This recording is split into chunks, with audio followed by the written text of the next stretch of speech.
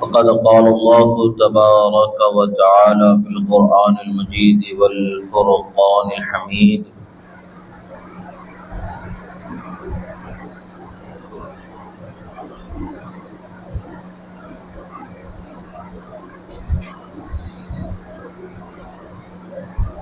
أعوذ بالله من الشيطان الرجيم. بسم الله الرحمن الرحيم.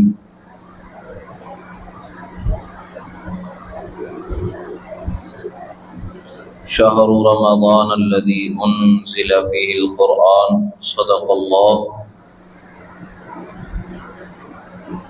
الله مولانا العظيم، وصدق رسوله النبي الأمين الكريم، ونحن على ذلك لمن الشاهدين والشاكرين، والحمد لله رب العالمين.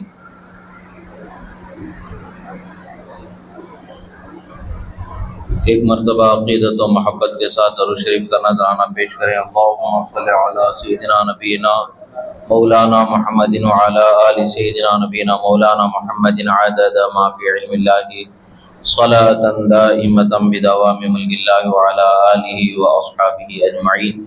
ایک مرتبہ اور نبی اور آل نبی پر عقیدت و محبت کے ساتھ درود شریف پڑھیں. اللہم صلی علی سیدنا نبینا مولانا محمد عدد ما فی علم اللہ صلاۃ دائمۃ بدوام ملک اللہ وعلی آلہ واصحابہ اجمعین. اللہ رب العزت کا بے پناہ شکر احسان کہ اللہ رب العزت نے ہمیں اس کے حبیب کریم صلی اللہ تعالی علیہ وسلم کے صدقے و طفیل میں رمضان المبارک کا یہ عظیم مہینہ نصیب فرمایا کہ جس کی عظمت اور جس کی برکت کا ہم تعداد زیست اندازہ ہی نہیں لگا سکتے. یہ اس کا محض کرم اور فضل ہے کہ اس نے ہمیں یہ عظمت والا برکت والا مہینہ نصیب فرمایا. اور ہم اور آپ بخوبی جانتے ہیں کہ کتنے ہمارے ساتھ جو گزشتہ رمضان میں موجود تھے وہ آج اس دنیا میں نہ رہے. اللہ نے ہمیں اس رمضان المبارک تک کی زندگی بخشی تاکہ یہ زندگی سے ہم فائدہ اٹھائیں اور اپنے آپ کو رحمت و برکت کا حقدار بنا لیں. ایسے ہی رمضان المبارک کی زندگی نہیں بخشی گئی ہے کہ ہم اس کو ضائع کر دیں اور خدا و رسول کے ذکر خیر سے ہم غافل ہو جائیں، عبادت، ریاضت، سخاوت سے ہم اپنے آپ کو روک لیں. اس لیے نہیں ہے یہ مہینے کی زندگی، بلکہ یہ مہینے کی زندگی تو اس لیے ہے کہ ہم خدا کی عبادت گزار بندے ہو جائیں، قرآن کی تلاوت کرنے والے ہو جائیں، اس کا ذکر کرنے والے ہو جائیں، اور لوگوں کو فیاضی کے ساتھ رب کے دیے ہوئے مال کو لٹانے والے ہو جائیں. صدقہ جو اللہ تبارک و تعالیٰ نے، زکوٰۃ جو بندوں پر فرض فرمائی ہے، یہ بندوں کا مال بندوں کو دیا جا رہا ہے یا ہمارے مال سے دوسروں کو دیا جا رہا ہے؟ یہ حقیقت میں ایسا نہیں ہے، بلکہ اللہ کے دیے ہوئے مال ہی سے اللہ کے بندوں کو دیا جاتا ہے. ہم اپنے مال سے دینا ہمیں ظاہر میں لگتا ہے کہ ہم نے اپنا مال دیا، نہیں، بلکہ حقیقت میں یہ ہے کہ ہم تک مال پہنچا کیسے، ہمیں کس نے دیا؟ وہ تو رب ہی ہے جس نے ہمیں یہ مال عطا فرمایا.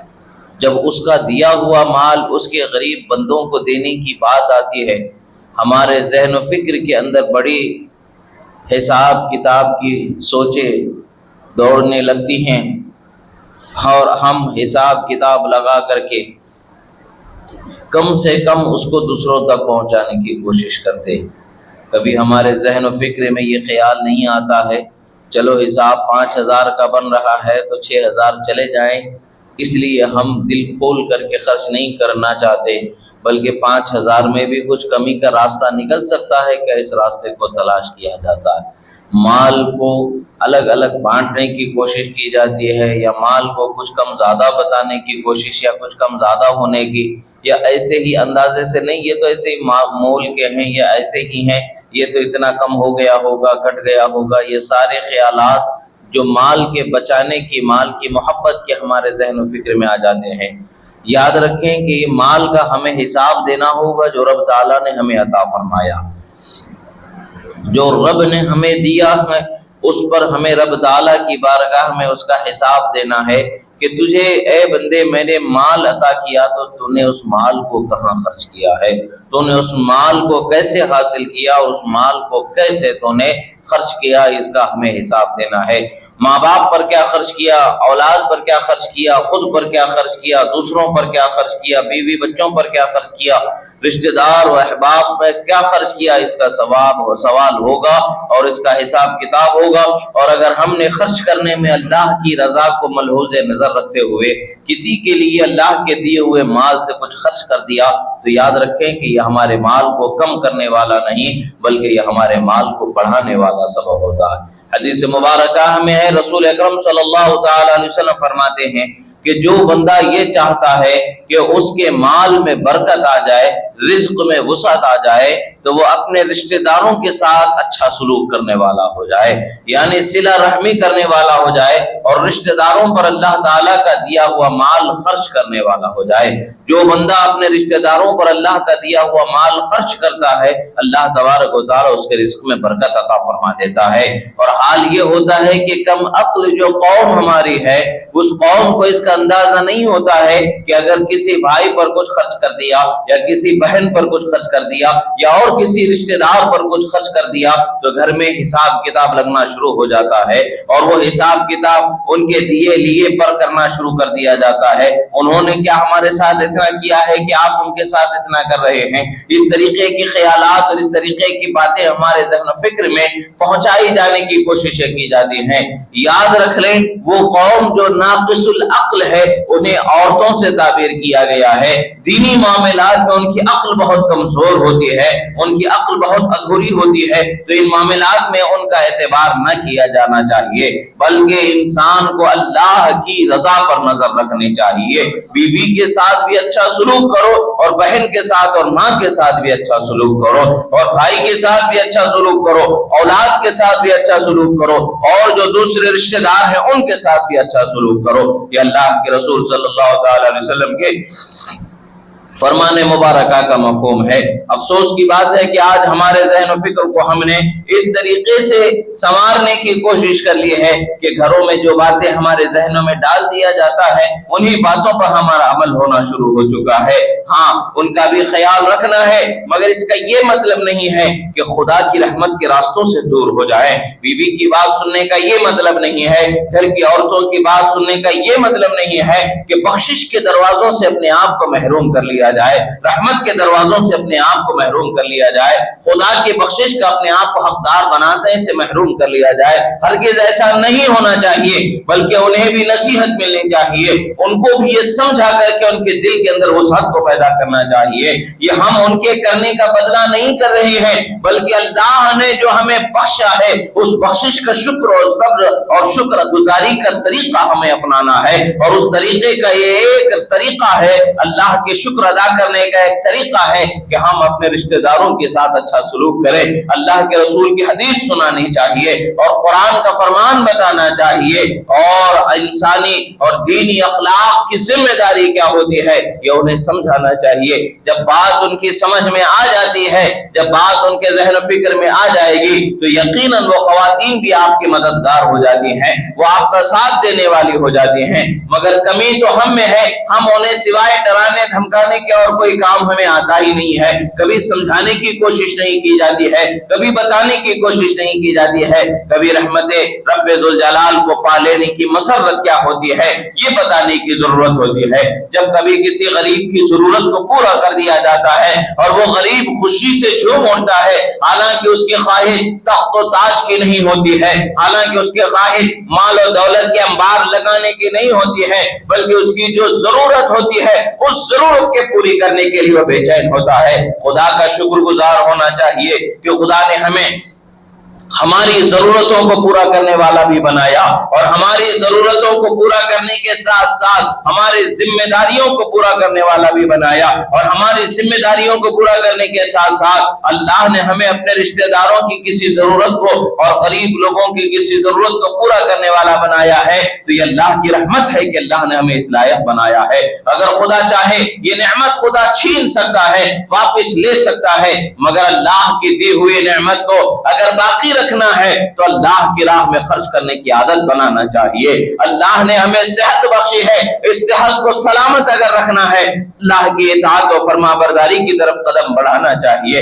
اللہ نے ہمیں یہ نعمتیں بخشی ہیں، اس کا مطلب یہ نہیں ہے کہ ہم اللہ کی ناشکری کرنے والے ہو جائیں۔ شکر گزار بندے کون ہوتے ہیں؟ وہ جو عبادت کے وقت پر عبادت کرنے والے ہوتے ہیں، سخاوت کے وقت پر سخاوت کرنے والے ہوتے ہیں، خیرات کے وقت پر خیرات کرنے والے ہوتے ہیں، نیکی کے وقت پر نیکی کرنے والے ہوتے ہیں، یہ اللہ کے شکر گزار بندے ہوتے ہیں۔ مگر افسوس کی بات ہے کہ ہم نے اپنے شکر گزاری کی صفت کو پہچاننا چھوڑ دیا ہے، ہم نے اطاعت گزاری کے انداز کو اپنانا چھوڑ دیا ہے، اور اللہ تعالیٰ تو ہمارے لیے رحمت کے دروازوں کو کشادہ رکھا ہے۔ اللہ کے رسول صلی اللہ تعالیٰ علیہ وسلم ارشاد فرماتے ہیں، رمضان المبارک کی فضیلت بیان فرماتے ہیں، قال رسول اللہ صلی اللہ تعالیٰ علیہ وسلم من صام رمضان ایمانا و احتسابا غفر له ما تقدم من ذنبه۔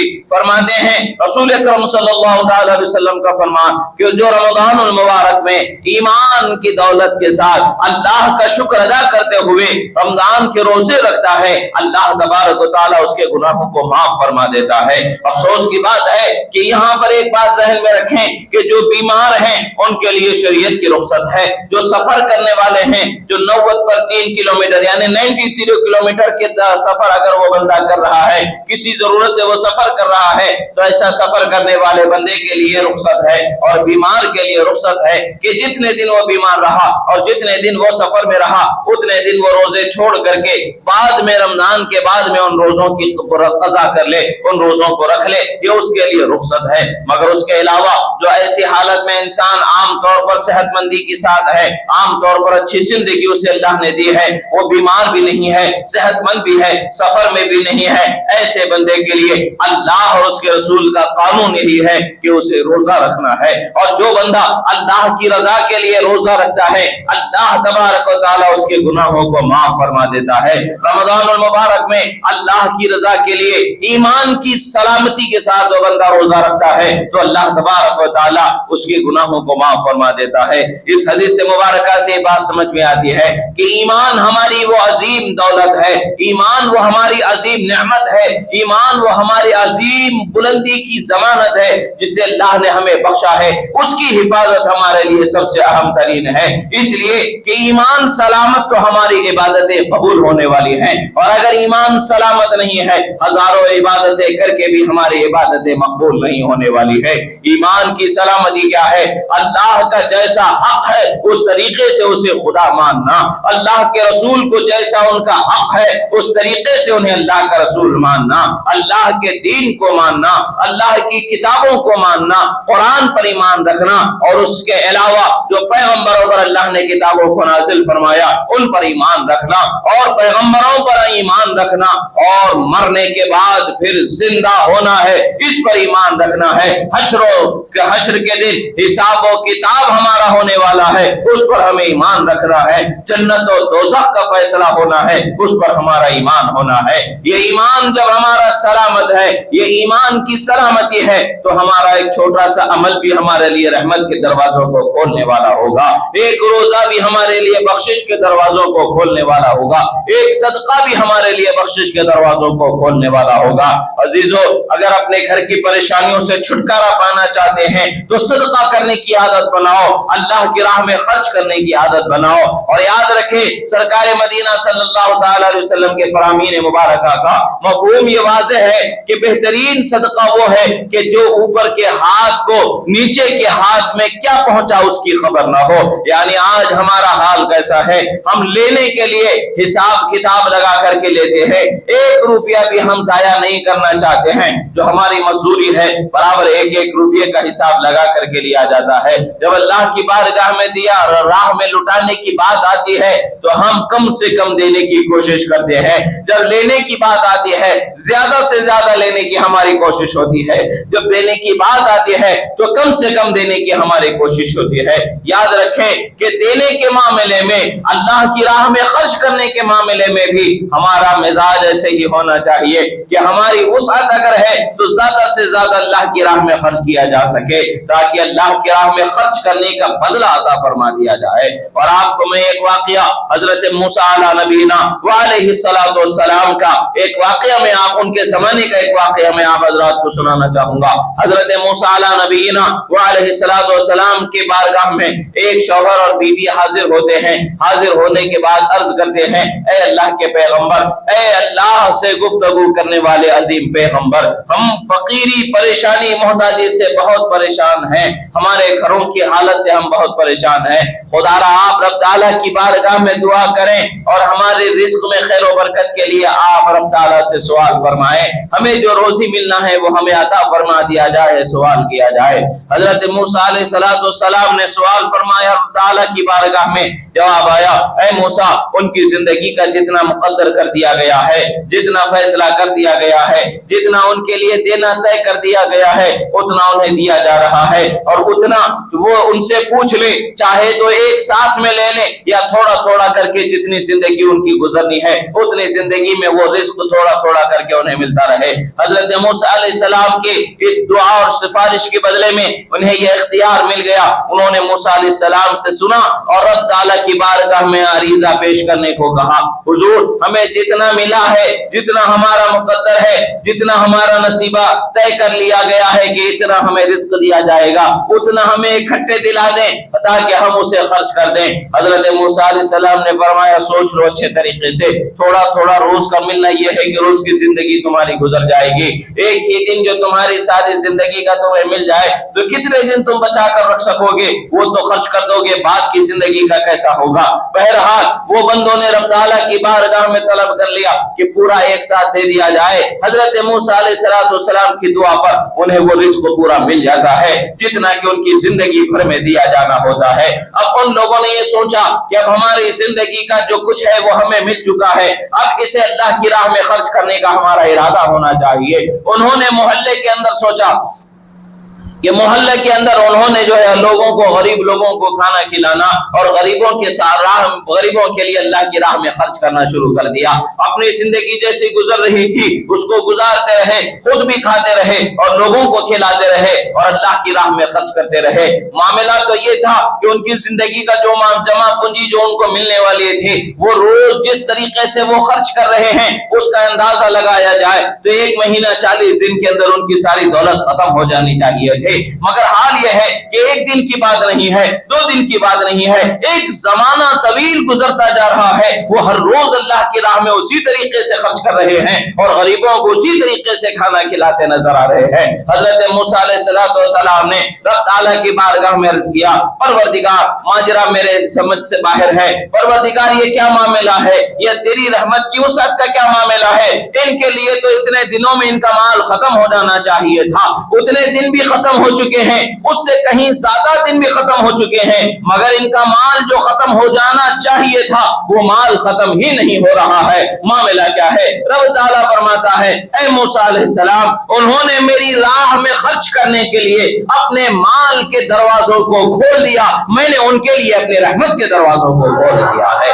یعنی جو بندہ اللہ کی راہ میں خرچ کرنے کے لیے مال کی محبت کو اپنے دل سے ہٹا دیتا ہے، وہ اللہ کی راہ میں خرچ کرنے لگتا ہے، اللہ تعالیٰ اس کے لیے اپنی رحمت کے دروازوں کو کھول دیتا ہے، رزق میں برکت کے دروازوں کو کھول دیتا ہے۔ یہ سارے واقعات اور احادیث مبارکہ کا مفہوم ہے جو آپ حضرات کے سامنے پیش کیا جا رہا ہے۔ یاد رکھیں کہ اللہ کی راہ میں خرچ کرنے کا ارادہ یہ عام انسانوں کو سب کو میسر نہیں آتا ہے، جس کو میسر آ جاتا ہے وہ ایمان کی برکت ہوتی ہے، رحمت خداوندی کی چاہت ہوتی ہے۔ جب خدا کسی بندے کے حق میں بہتر کا فیصلہ فرما لیتا ہے، بہتری کا فیصلہ فرما لیتا ہے تو اس بندے کو دین کی صحیح سمجھ عطا فرما دیتا ہے۔ دین کی صحیح سمجھ یہ ہے کہ بندہ خدا کی رضا کی طرف نظر رکھنے والا ہو جاتا ہے، خدا جس پر راضی ہو جائے اس پر وہ راضی ہونے والا ہوتا ہے، خدا شکر پر راضی تو بندہ شکر گزار ہو جاتا ہے، خدا صبر کرنے والے بندوں سے راضی ہوتا ہے تو وہ بندہ صبر کرنے والا ہو جاتا ہے،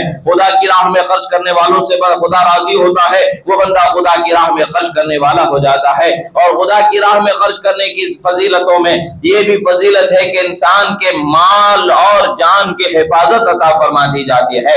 رسول اکرم صلی اللہ تعالی علیہ وسلم فرماتے ہیں زمین آسمان میں کوئی مال ایسا لٹنے اور جلنے اور نقصان ہونے والا نہیں ہوگا جس مال کی زکوٰۃ ادا کر دی جاتی ہے۔ مفہوماً عرض ہے کہ جو مال سے انسان زکوٰۃ ادا کر دیتا ہے وہ مال اس سے نقصان کے طور پر ضائع نہیں ہوگا، جلے گا نہیں، چوری نہیں ہوگا، اور بھی نقصان نہیں ہوں گے۔ اگر زکوٰۃ ادا نہیں کی گئی ہے تو اس مال کا نقصان اسے بھگتنا پڑتا ہے۔ یہ اللہ کے رسول صلی اللہ تعالی علیہ وسلم کے فرمان کی روشنی میں یہ باتیں ہیں۔ ہمیں اپنے مال کا حساب بھی لگانا ہے اور اپنے عمل کا بھی حساب لگانا ہے۔ یہ رحمت کا مہینہ ہے اور یاد رکھیں آپ اس میں جتنا خرچ کریں گے کئی گنا بڑھ کر کے، بلکہ احادیث مبارکہ میں 27 گنا یا اس سے کہیں زیادہ بڑھ کر کے ہمیں اجر و ثواب ملنے والا ہے۔ مسلمانوں کی زمانے قدیم سے عادت بنی ہوئی ہے کہ وہ رمضان المبارک میں زکوٰۃ وغیرہ نکالنے کی عادت بنائے ہوئے ہیں تاکہ وہ زیادہ سے زیادہ ثواب انہیں مل سکے اور سال کا حساب رکھنے میں انہیں آسانی ہو سکے۔ اور رمضان کی برکتیں یہ ہوتی ہیں کہ انسان کے دل میں مال کی چاہت کم ہو جاتی ہے، اس لیے کہ بندہ روزے دار ہوتا ہے۔ رمضان کے مہینے میں بندے کے لیے عبادت کی خواہش زیادہ ہو جاتی ہے، اس لیے کہ بندہ روزے دار ہوتا ہے۔ تو جب اللہ تبارک و تعالیٰ اس کے فضل سے ہمارے دلوں کو صاف فرما رہا ہے، ہمارے بدنوں کو پاکیزہ فرما رہا ہے، ہمارے درجات کو بلند فرما رہا ہے، تو ہمیں دنیا کی طرف کرتے ہوئے اپنے آپ کو بربادی و ہلاکت کی طرف نہیں لے جانا ہے۔ ابھی بھی وقت ہے ہماری نگاہوں کے سامنے، اور آج رمضان المبارک کا آخری جمعہ ہماری نگاہوں کے سامنے ہے، اور آخری جمعہ میں ہم جمعہ کی نماز کی ادائیگی کے لیے جمع ہو رہے ہیں۔ عزیزو، ہمارے سے 24 دن تو گزر چکے ہیں رمضان المبارک کے، آج 25واں دن ہے رمضان المبارک کا جو ہمارے سروں پر سایہ فگن ہے، اور یہ دن بھی ڈھلنے کی طرف بڑھتا چلا جا رہا ہے۔ یہ دن بھی ڈھل جائے گا اور باقی کے کچھ ہی دن ہمارے سامنے رمضان المبارک کے باقی بچے ہوئے ہیں، اور ہمیں سوچنے کا وقت ہے کہ کیا ہم نے رمضان کا جیسا اس کا حق تھا ہم نے اس کا حق ادا کیا؟ کیا ہم نے عبادت کی؟ کیا ہم نے ذکر کیا؟ کیا ہم نے تسبیح کی؟ کیا ہم نے تلاوت قرآن کیا؟ کیا ہم نے روزوں کی ادائیگی میں کوتاہی سے تو کہیں کام نہیں لیا؟ عبادت اور ریاضت میں تو ہم نے کہیں غفلت سے کام نہیں لیا؟ یاد رکھیں، بیماری کی بات الگ ہوتی ہے، سفر کی بات الگ ہوتی ہے، مگر عام حالتوں کی بات الگ ہوتی ہے۔ ہم میں سے ہر انسان بیمار نہیں ہے، ہم میں سے ہر انسان مسافر نہیں ہے، ہم میں سے ہر انسان ضرور اللہ کے فضل و کرم سے صحت مند ہے، ہم میں ہر ایک انسان اللہ کے فضل و کرم سے مقیم ہے، یعنی وہ پریشانیوں سے اس کا سامنا نہیں ہے، سفر کی پریشانی اور بیماری کی پریشانی سے اس کا سامنا نہیں ہے، مگر اس کے باوجود کیا ہم نے عبادت اور ریاضت کے ساتھ اپنا جو معاملہ ہونا تھا وہ معاملے کو ہم نے پورا نبھایا؟ اس پر ہمیں غور و فکر کرنے کی ضرورت ہے، اور افسوس کی بات ہے کہ ہم نے رمضان کو ضائع کیا ہے، ہم نے عبادت کا جو حق ہے وہ حق ادا نہیں کیا ہے، ہم نے بخشش کے طلب کرنے کے انداز کو بھی نہیں اپنایا ہے۔ بسا اوقات بندہ جب طلب کرتا ہے تو اس کے حسن طلب پر انعامات اس کو بڑھا دیے جاتے ہیں، جس اچھے انداز سے وہ طلب کرتا ہے اس اچھے انداز کی وجہ سے بھی بسا اوقات اس پر رحمتوں کی برسات اور بڑھا دی جاتی ہے، برکتوں کی برسات اور بڑھا دی جاتی ہے، مگر ہم نے آج اس کو اپنے آپ سے سوچنا، سوال کرنے کا وقت ہے کہ ہم نے رمضان کے 24 دن کو کیسے گزارا ہے۔ عزیزو، آج بھی وقت ہے رب تعالیٰ کی بارگاہ میں معافی مانگنے کا۔ رب تعالیٰ نے تو ہمارے لیے جو صدائیں ہیں، فرشتوں کی زبانی آسمانوں سے جو صدائیں سنائی جانے والی ہے، حل من مستغفر کی صدا ضرور سنائی جا رہی ہے کوئی جو اللہ تعالیٰ سے توبہ کرنے والا، اس کی توبہ کو قبول کر لیا جائے، ہے کوئی جو اللہ کی بارگاہ میں جنت طلب کرنے والا، اسے جنت عطا کر دی جائے، ہے کوئی جو اللہ تعالیٰ کی بارگاہ میں جہنم سے آزادی طلب کرنے والا، اسے جہنم کی آزادی عطا فرما دی جائے۔ یہ آواز تو سنائی دے رہی ہے،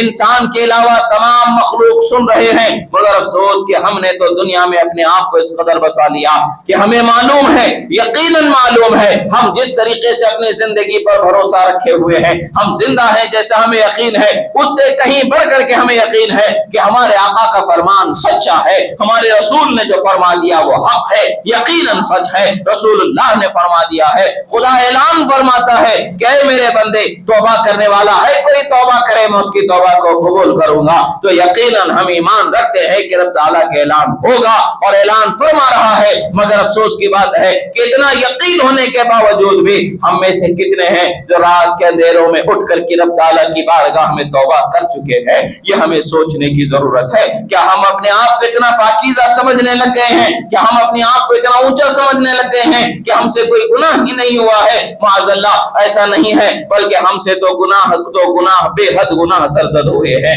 हमारे गुनाहों का हिसाब लगाया जाए और क़यामत में रब ताला अगर सवाल फरमा ले, खुदा की कसम हमारे पास जवाब को कोई रास्ता नहीं होगा। क्या आज भी हमारे लिए गुनाहों की शर्मिंदगी से रब ताला की बारगाह में बचने का मौका नहीं आया है? क्या आज भी रब ताला की बारगाह में तौबा करने का वक्त नहीं आया है? अजीजों, हम किस जिंदगी पर मखरूर होकर के जिंदगी गुजार रहे हैं? ये जिंदगी जो जमीन पर हम चल रहे हैं, किस भरम में हम जिंदा हैं? ये हमें किस भरम की जिंदगी है, ये हमें सोचने की जरूरत है। रुस्तुम और सहराब, फिरौन, नमरूद, शद्दाद, ग़य्यान, न जाने कितने ताकतवर दुनिया में आए और जमीन बोझ होते चले गए। उनका वजूद मिट गया, उनका नामो निशान मिट गया, उनकी दौलत मिट गई, उनकी सब ताकत मिट गई, उनकी सारी शोहरत दबदबा सब खत्म हो गया, जमीन में मिल चुके हैं। मगर हम भी जमीन में जाने वाले हैं। मगर क्या हमने अपने आप को इस लायक बनाया? उन्होंने तो अपनी जिंदगी को बर्बाद कर डाला। क्या हमने अपनी जिंदगी को कामयाब बनाया?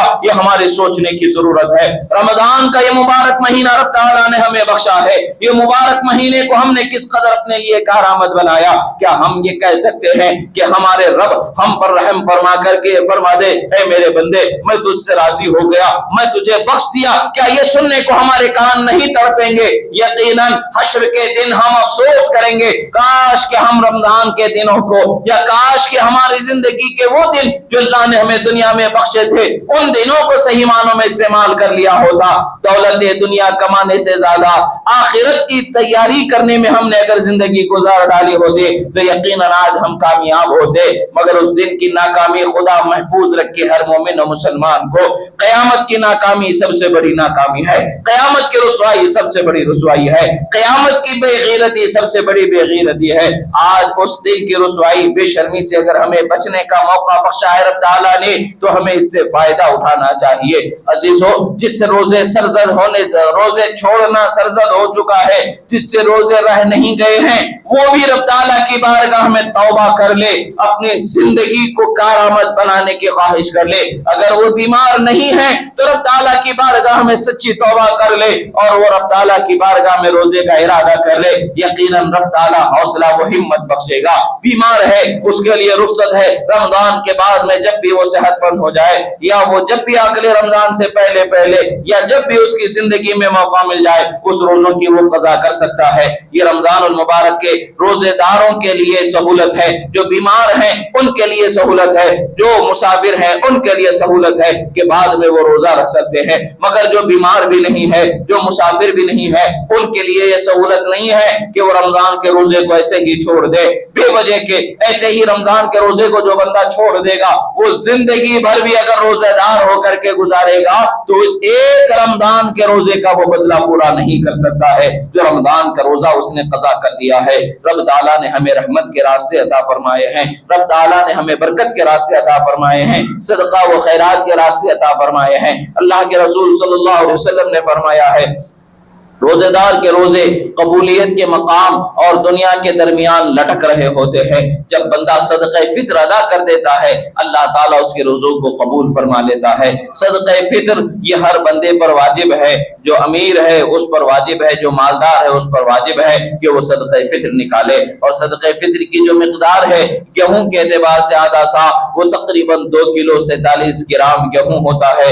तो उसकी मिक़दार अगर 2 किलो 47 ग्राम गेहूं या उसका आटा या उसकी कीमत दे दे तो ये और अच्छा है, ताकि जो लोग गरीब हैं वो अपनी जरूरत अपनी मर्जी के मुताबिक पूरी कर सके, वो जो उनकी हाजत है वो पूरी कर सके। रोटी की जरूरत है रोटी ले सके, कपड़े की जरूरत है कपड़ा ले सके, या और कोई उनकी जरूरत हो तो जरूरत उनकी पूरी कर सके। इसके लिए बेहतर यह है कि उन्हें माल की यानी पैसे की सूरत में दिया जाए। और आज के एतबार से अगर देखा जाए, जो मार्केट की कीमत गेहूं की है उसके एतबार से अंदाजा लगाया गया है, उसकी कीमत का तकाबुल किया गया तो तकरीबन 97 रुपये ये 2 किलो 47 ग्राम गेहूं की कीमत निकल आ रही है। तो हर फर्द की तरफ से 97 रुपए यानी 97 रुपीस उसको देना जरूरी है।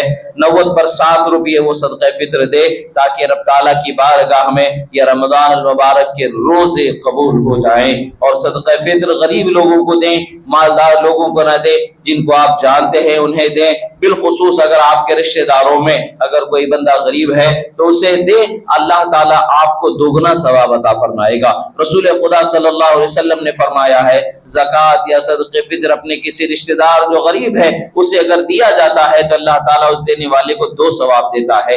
ایک تو فرض ادا کرنے کا، واجب ادا کرنے کا ثواب اسے ملتا ہے، دوسرا یہ ہے کہ صلہ رحمی کرنے کا، اپنے خاندان والوں کے خیال کرنے کا اسے ثواب عطا فرماتا ہے. یہ رسول اللہ صلی اللہ تعالی علیہ وسلم کے فرمان کی روشنی میں ہمیں یہ باتیں سمجھنے کو ملتی ہیں کہ اللہ تعالیٰ نے ہمیں کتنے رحمت کے دروازوں کو گشادہ رکھا ہے. ایک نیکی کرو 1000 طریقے سے اسے ثواب عطا فرمایا جا رہا ہے.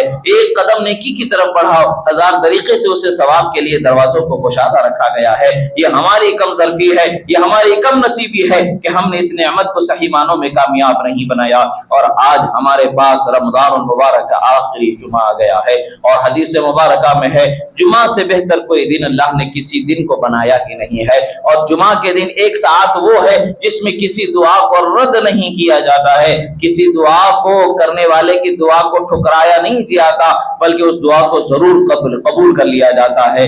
بعض روایتوں میں اس وقت کی طرف جو نشاندہی ہوتی ہے وہ عصر سے مغرب کے درمیان کا وقت ہوتا ہے. وہ جمعہ کے دن کا عصر سے مغرب کے درمیان کا وقت ہوتا ہے. بعض روایتوں میں امام کا ممبر پر خطبے کے لیے کھڑے ہونے سے لے کر کے خطبہ ختم ہونے تک کے ہوتا ہے. بہرحال یہ وقتوں کے متعین ہونے میں احادیث مبارکہ میں اختلاف پایا جاتا ہے، روایت مختلف آتی ہے. اتنا تو ہم جانتے ہیں کہ جمعہ کا دن طلوع ہونے سے لے کر کے غروب ہونے تک کے کوئی ایک ساعت ایسی ہے، کوئی ایک وقت ایسا ہے کہ جس میں خدا تعالیٰ دعاؤں کو ضرور قبول فرما لیتا ہے. زیادہ تر روایتیں عصر اور مغرب کے درمیان کے وقت کی طرف مشیر ہوتی ہیں. تو جو وقت ہمیں میسر آ جائے اس وقت میں رب تعالیٰ کی بارگاہ میں دعا کریں، اللہ تعالیٰ کی رحمت کو طلب کریں، اپنے گناہوں کی معافی مانگے اور اپنی عبادتوں کی قبولیت کی دعا کریں. یقیناً رب تعالیٰ مہربان ہے، یقیناً رب تعالیٰ رحمان و رحیم ہے، یقیناً رب تعالیٰ کریم ہے، غفار ہے، ستار ہے.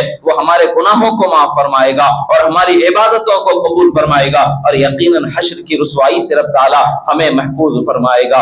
عزیزو، یہ مہینے کی قدر کرے، یہ وقت کی قدر کرے جو وقت ہمیں میسر ہے. اس وقت کو آپ قدر سے جانیں. کل کی زندگی کا کیا پتا، کل ہم میں سے کون زندہ اٹھے کون نہ اٹھے ہمیں معلوم نہیں ہے، مگر اتنا تو معلوم ہے جو آج کا جو وقت خدا نے ہمیں بخشا ہے اس وقت کو ضائع نہ کیا جائے اور رب تعالیٰ کی اطاعت و فرما برداری کی طرف قدم بڑھایا جائے، بلکہ ہمارا ہر قدم رب تعالیٰ کی رضا کے لیے ہونا چاہیے. ہم اپنے گھر والوں کے ساتھ اچھا سلوک کر رہے ہیں، خدا راضی ہو جائے اس لیے کرنا چاہیے. ہم اپنے گھر والے، بیوی بچے، ماں باپ، بھائی بہن، رشتہ دار کے ساتھ جب اچھا سلوک کر رہے ہیں تو رب تعالیٰ کی رضا کے لیے کرنا چاہیے، اور برے سلوک کو خدا کی رضا کے لیے چھوڑ دینا چاہیے، برے طریقے کو خدا کی رضا کے لیے چھوڑ دینا چاہیے، اور اچھے انداز کو خدا کی رضا کے لیے اپنا لینا چاہیے. جب بندہ یہ کرنے لگے گا تو اس کا ہر ہر قدم، اس کی ہر ہر سوچ، اس کی ہر ہر فکر اس کے لیے ثواب کے دروازوں کو کشادہ کرنے والی ہوگی، رحمت کے دروازوں کو کشادہ کرنے والی ہوگی.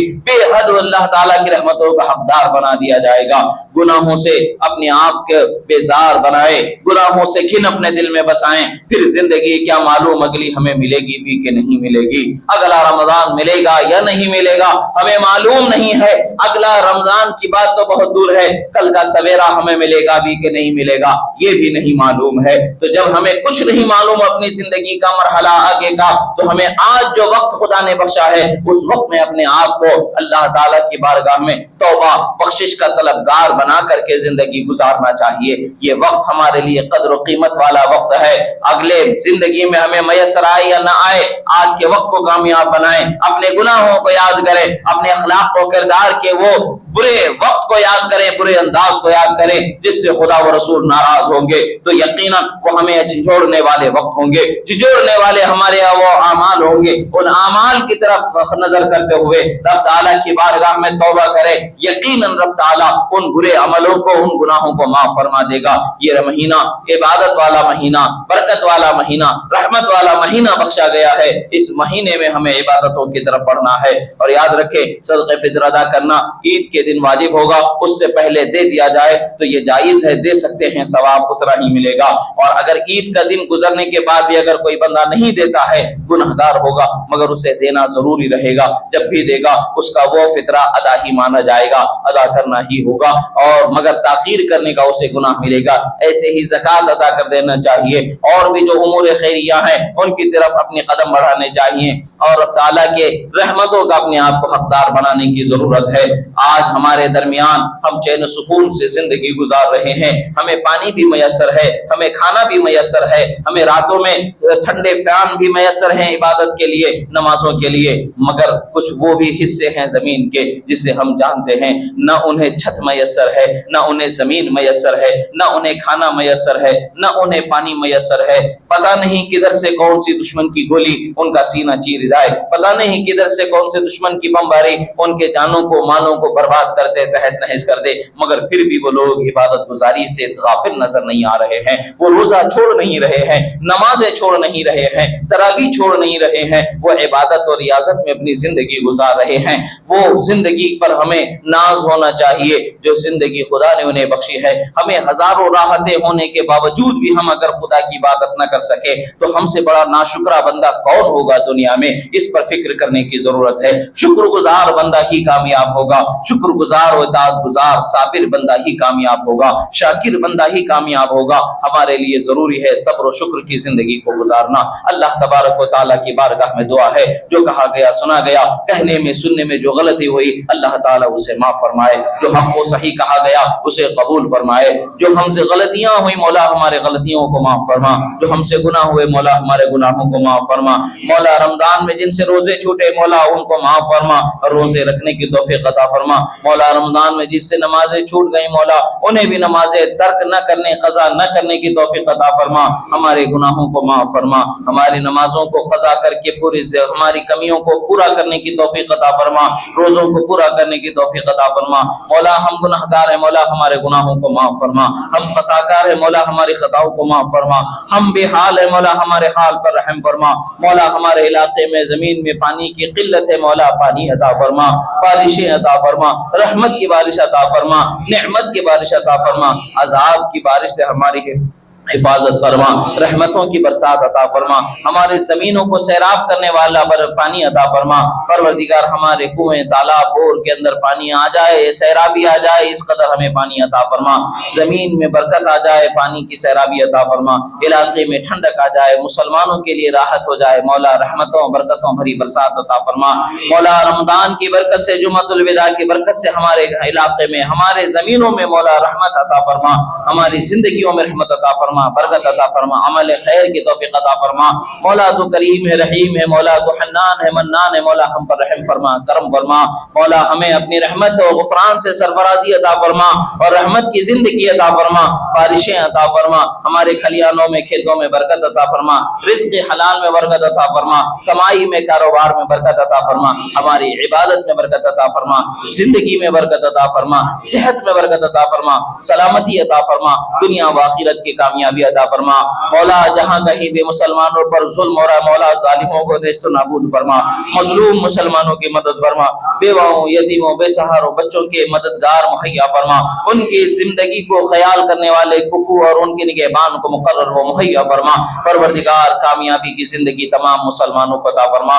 مولا ہمارے ملک میں امن سلامتی چین و سکون عطا فرما، مسلمانوں کی عزت و بلندی عطا فرما، مسلمانوں کو چین و سکون کی زندگی عطا فرما، ظلم سے محفوظ فرما، ظالم بننے سے محفوظ فرما، مظلومیت سے محفوظ فرما، تیری رحمت کی زندگی عطا فرما۔ اقول قولی ھذا استغفر اللہ لی ولکم ولسائر المؤمنین وما علینا الا البلاغ المبین برحمتک یا ارحم الراحمین والحمد للہ رب العالمین۔